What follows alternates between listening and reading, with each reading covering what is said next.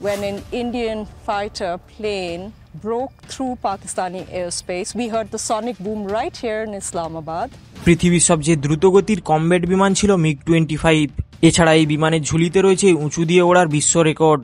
একবার একজন ভারতীয় পাইলট বলেছিলেন MiG-25 এতটাই ওপর দিয়ে উড়ত যেখান থেকে পুরো হিমালয় রেঞ্জ একসাথে দেখা যায়, মানে কাশ্মীর থেকে নেপাল সিকিম পর্যন্ত। 1997 সালে ভারতীয় একটি MiG-25 যুদ্ধবিমান ইসলামাবাদের আকাশে উড়ছিল এবং 65,000 ফুট ওপর থেকে গুরুত্বপূর্ণ স্থানের ছবি তুলছিল। ফিরে আসার সময় পাইলট বিমানের গতি ম্যাক 2-তে নিয়ে যায়। এতে ইসলামাবাদের আকাশে বোমা ফাটার মতো শব্দ শোনা যায়, যেটা আসলে যুদ্ধবিমানের সনিক বুম ছিল। পাকিস্তানের F-16 গুলো উড্ডয়ন করলেও MiG-25কে ধরতে পারেনি। এই ঘটনায় পুরো পাকিস্তান মিডিয়া জুড়ে অনেক জল ঘোলা হয়। আজকের এই ভিডিওতে আমরা দেখব MiG-25 এর মতো বিমান ভারতের হাতে কিভাবে এলো, এছাড়াও রাশিয়ান এই রকেট উইথ উইং কিভাবে আমেরিকার হাতে পৌঁছেছিল সেই গল্প। তো চলুন বন্ধুরা, শুরু করা যাক। ভারত যে MiG-25 ব্যবহার করে এটা খোদ ভারতের বিমান বাহিনীর লোকেরাই জানতো না।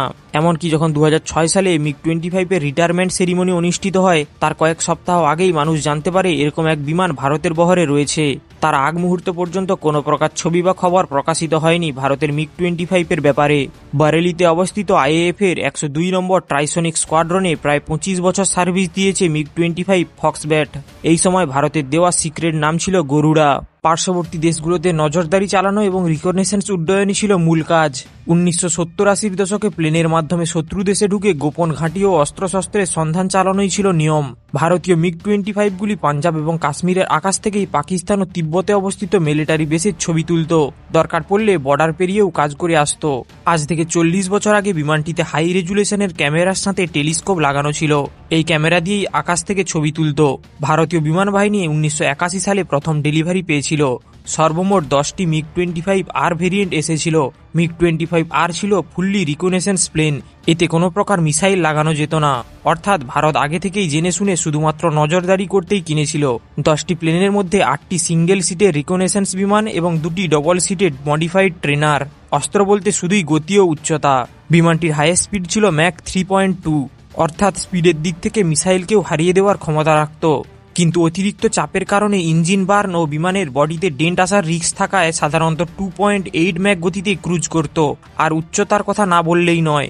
1977 সালে Soviet test pilot Alexander Fedotov MiG-25 নিয়ে জুম ক্লাইম্ব করে প্রায় 1,23,523 ফুট উচ্চতায় উঠে বিশ্ব রেকর্ড করেন, যা এখনও অফিসিয়াল রেকর্ড হিসাবে টিকে আছে। এত বেশি উচ্চতায় বাতাসের ঘনত্ব একেবারে কমে আসে। বিমানের ইঞ্জিন ফ্লেম আউট হওয়ার সম্ভাবনা থাকে, তাই সাধারণত 80 থেকে 90,000 ফুট উচ্চতাতেই ওড়ানো হতো বিমান। এত বেশি স্পিড আর উচ্চতায় ওড়ার কারণে MiG-25কে রকেট উইথ উইংস বলে। আমেরিকার SR-71কে টক্কর দেওয়ার মতো ঘটনাও শোনা যায়। কিছু রিপোর্টে উল্লেখ আছে যে বাল্টিক সাগরের ওপর একবার সোভিয়েত MiG-25 SR-71কে ইন্টারসেপ্ট করেছিল। তবে SR-71 এর গতি বেশি থাকায় সেটা পালাতে সক্ষম হয়। যদিও পালাতে সক্ষম হয়েছিল, SR-71 কোনোভাবেই MiG-25 এর মতো যুদ্ধে অবতীর্ণ হয়নি। MiG-25 ছিল সত্যিকারের ইন্টারসেপ্টর ফাইটার। এতে মিসাইল লাগানো যেত। বিপরীতে SR-71 শুধুই রিকগনিশনস বিমান। MiG-25 সাকসেসফুলি প্রোডাকশনে এসেছে এবং 1186টি বিমান তৈরি হয়েছে এখনো পর্যন্ত। পরবর্তীতে রাশিয়া এই বিমানের উন্নত ভেরিয়েন্ট MiG-31 নিয়ে এসেছে, যেটা এখন 2025 সালে ইউক্রেনের ওপর হাইপারসনিক কিনজাল মিসাইল ফায়ার করছে। বিপরীতে আপনি SR-71কে দেখুন, যেটা শুধুমাত্র একটি এক্সপেরিমেন্টাল বিমান হিসেবেই রয়ে গেছে। এবার আমি আপনাদের বলবো কিভাবে আমেরিকা এই বিমানের টেকনোলজি হাতে পেয়েছিল। 1976 সালে ভিক্টর বেলেনিনকো নামের এক সোভিয়েত পাইলট MiG-25 নিয়ে দুর্ঘটনায় পড়ে।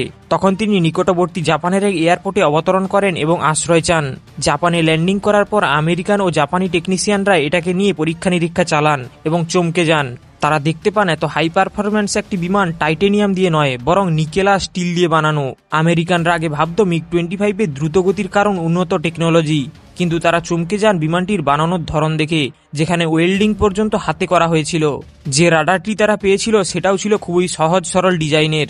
আসলে এটাই হয়, রাশিয়ান টেকনোলজি হয় সহজ ও ঘাতক, যেটাকে ব্যবহার করতে বেশি জটিল টেকনোলজির প্রয়োজন হয় না। সবকিছু পরীক্ষা নিরীক্ষার পর 40টি বক্সে করে সোভিয়েত ইউনিয়নে পাঠানো হয়েছিল বিমানটিকে। পরে অবশ্য সোভিয়েত থেকে বলা হয়েছিল বিমানের বেশ কিছু পার্টস মিসিং ছিল, তবে ততদিনে যা হওয়ার তা হয়ে গিয়েছে। সোভিয়েত ইউনিয়নের পতন হলে MiG-25 এর পার্টস নিয়ে সমস্যা শুরু হয়। ততদিনে আধুনিক স্যাটেলাইট প্রযুক্তিও চলে এসেছে। এখন নজরদারি করতে অন্য দেশের আকাশসীমা টপকে যেতে হয় না। এই কারণে 2006 সালে ভারত সবগুলো MiG-25 অবসরে পাঠিয়ে দেয়। পরে অবশ্য MiG-31 কেনার একটা পরিকল্পনা ছিল। ভারতের একটি দল রাশিয়া গিয়ে পরিদর্শনও করে এসেছিল, কিন্তু শেষ পর্যন্ত MiG-31 না নিয়ে আরও বেশি পরিমাণে Su-30 নেওয়ার ঠিক করে বিমান বাহিনী। বর্তমান যুগে এসে কোনো ফাইটার প্লেনই ম্যাক 3 এর গতিতে উড়তে পারে না, এমনকি কোনো কোনো প্লেন ম্যাক 2 এর নিচেও ওড়ে। বর্তমানে গতি নয়, বরং স্টেলথ টেকনোলজি মূল লক্ষ্য। আর নজরদারি এখন ড্রোন দিয়েই সম্ভব, পাইলটকে ঝুঁকি নিতে হয় না। মিস্টার শিব আরোরা প্রথম সাংবাদিক ছিলেন যিনি 2006 সালে ব্যারেলি বিমান ঘাঁটিতে ভিজিট করেন এবং ভারতের MiG-25 সম্পর্কে রিপোর্ট বানান। এরপরেই জানা যায় ভারতের গোপন বিমানের ব্যাপারে। তার আগে পর্যন্ত বিমান বাহিনীর অনেক অফিসারই এই ব্যাপারে জানত না। নিজের 25 বছরের সার্ভিসে মাত্র 42 জন পাইলটই এই বিমান উড়িয়েছিলেন। ভারতের রিসার্চ অ্যান্ড অ্যানালাইসিস উইং বা রয়ের টেকনিক্যাল আর্ম ARCর জন্য তথ্য সংগ্রহের কাজও করেছে বিমানগুলি। কার্গিল যুদ্ধেও বিশেষভাবে শত্রু অবস্থান খুঁজে বের করার কাজ করেছিল। তবে এগুলো কয়েকটি ঘটনা মাত্র। এরকম বহু অপারেশন ও ঘটনা রয়েছে যেগুলো সামনেই আসেনি। আমরা আশা করব ভবিষ্যতে ক্লাসিফাইড ঘটনাগুলিকে আমাদের সামনে খোলসা করা হবে, যাতে ইসলামাবাদের ঘটনার মতো ইন্টারেস্টিং অপারেশনের ব্যাপারে আরও জানা যেতে পারে। ধন্যবাদ।